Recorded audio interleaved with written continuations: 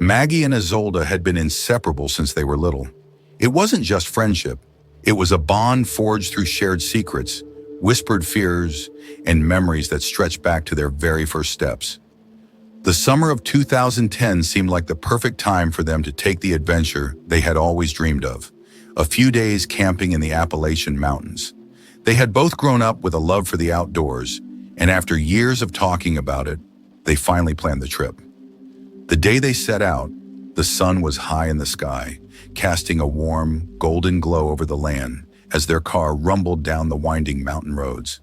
Their excitement was palpable, their laughter echoing inside the car as they sang along to songs and talked about their plans for the trip. The mountains were a place of beauty, and the thought of being far away from the distractions of the world was thrilling. It was the perfect escape. They reached the secluded spot they had chosen by mid-afternoon. They had picked a place that was far off the beaten path, tucked deep within the forest where no one would bother them. It was quiet, serene, a world away from the noise of everyday life. The air smelled of pine and fresh earth, the kind of air you could almost taste. They quickly set up their tent, then set off to explore. They hiked along the trail, marveling at the towering trees, the birds that flitted from branch to branch, and the occasional squirrel that scurried across their path. It was the kind of peaceful day they had both craved. As evening approached, they returned to their camp and built a fire. The crackling flames lit up their faces as they roasted marshmallows, telling stories and sharing dreams for the future. The warm light of the fire danced on the trees around them, and the shadows grew long, stretching out like fingers into the darkness of the woods. "That's the best part of this," Isolde said, her voice soft with contentment. "The quiet. It's like the world stops here." Maggie nodded, a smile tugging at her lips. "We should do this more often. Just escape." The fire popped, sending a burst of sparks into the night air. It was peaceful, almost too peaceful. The sound of the wind rustling through the leaves became the only noise until a rustle from the bushes to their right broke the calm, followed by a low, ominous snap of a branch. Both of them froze, their eyes instinctively shifting toward the sound. At first, they thought it might be an animal, perhaps a deer or even a bear. But then, through the darkness, a figure emerged. The man was tall, too tall, and unnaturally thin. His clothes were ragged, hanging from his frame like the remnants of something long forgotten. His face was obscured by a scraggly beard, and his eyes, though hard to make out in the low light, gleamed with a kind of cold, unsettling intensity. He carried a knife, its blade catching the firelight in a way that made Maggie's stomach churn. Her heart began to race, and she could feel the hairs on the back of her neck stand up. The man said nothing at first, simply standing there in the shadows, watching them.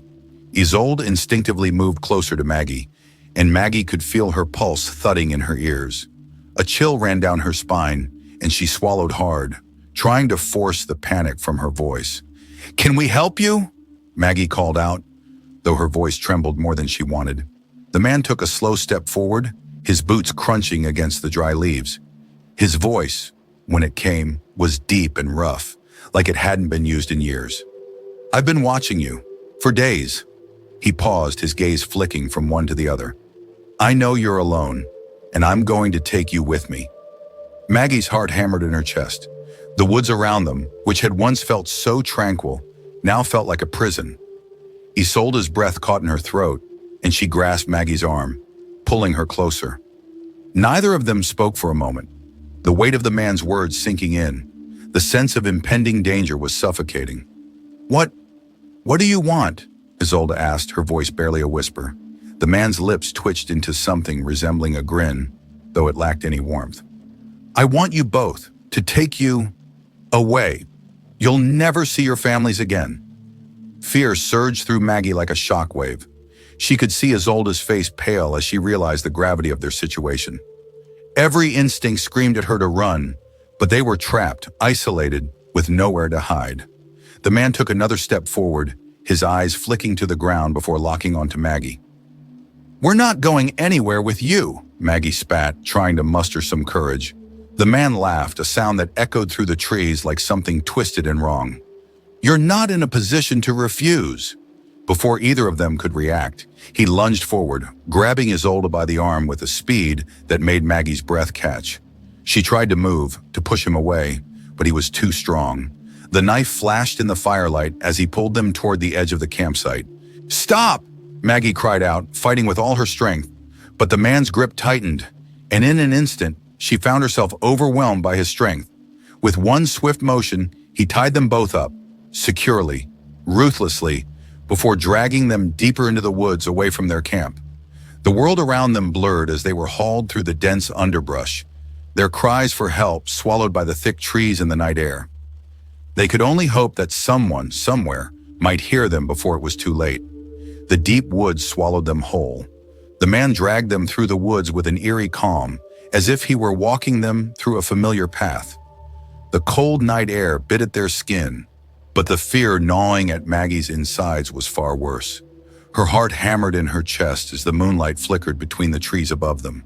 With every step they took, the darkness seemed to deepen, pressing in from all sides. The only sound was their frantic breathing and the rustling of leaves beneath their captors' boots.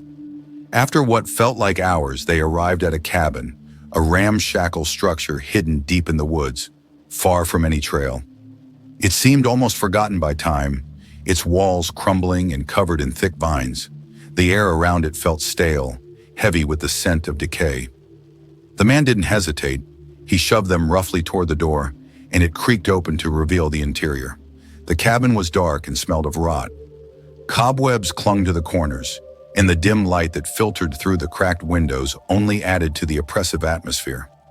Maggie's mind raced, her thoughts spinning wildly. She had to find a way out. There had to be something she could do, but every part of her screamed that escape was not an option. "Sit," the man ordered coldly, pointing to the wooden floor. His voice was like gravel, each word carrying a weight of malice that sent a chill down Maggie's spine. Isolde's eyes were wide with terror, but she didn't resist. Maggie sat down beside her, her hands trembling as they were still bound tightly together. The man stepped back, his eyes narrowing as he studied them both. "You're not going to get away," he said slowly. "You belong to me now." Maggie fought the wave of panic threatening to overwhelm her. "Why are you doing this?" she demanded, trying to keep her voice steady, though her breath caught in her throat. The man's lips twisted into a cruel smile. "Because I can," he replied, "and because you are weak. You came here, thinking this place was safe, but it's not. None of it is."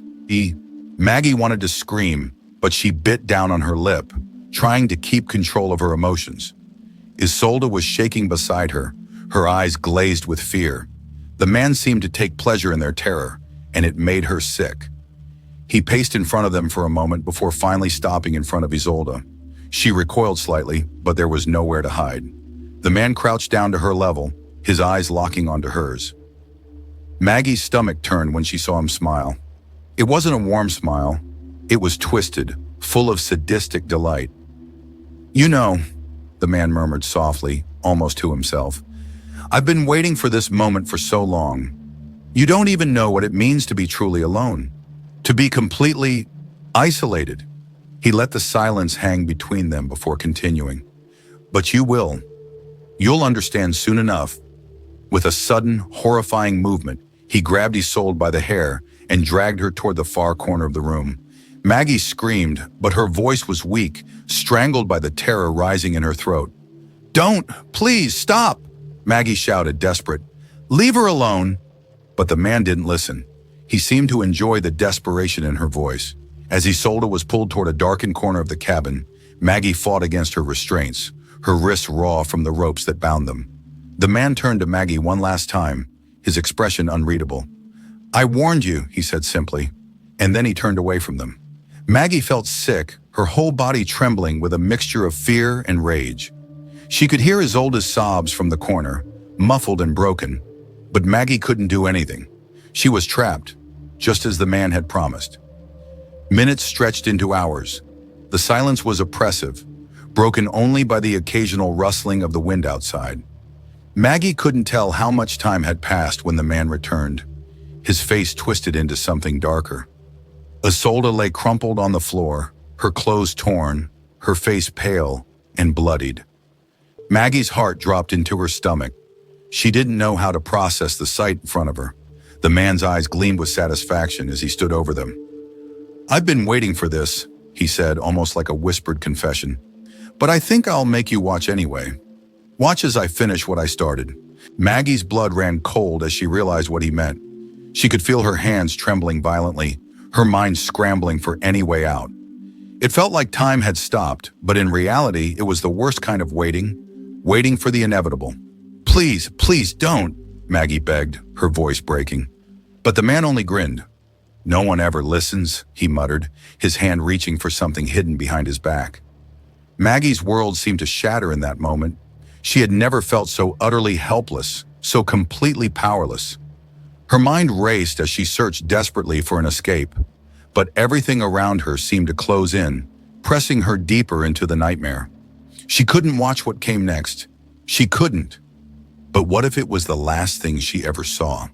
The sound of Isolde's tortured cries echoed in the cabin, and Maggie's heart shattered. And then, with an overwhelming surge of fear and adrenaline, Maggie's mind locked onto one desperate thought: escape.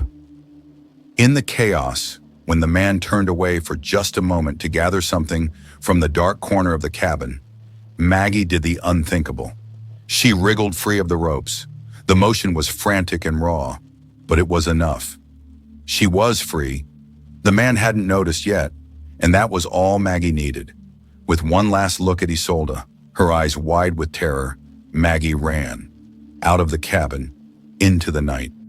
She ran through the woods for days, barely stopping to rest. Hunger, exhaustion, and fear gnawed at her every step. But the terror of what she'd left behind kept her moving. Finally, a group of hunters found her, disoriented and covered in dirt and blood. They took her to safety, and she was able to tell her story to the police. Despite extensive searches, the man was never caught. His cabin vanished, leaving no trace, and he became a ghost in the woods. But Jamie's memories, the screams, the darkness, will haunt her forever, a reminder of the nightmare she survived.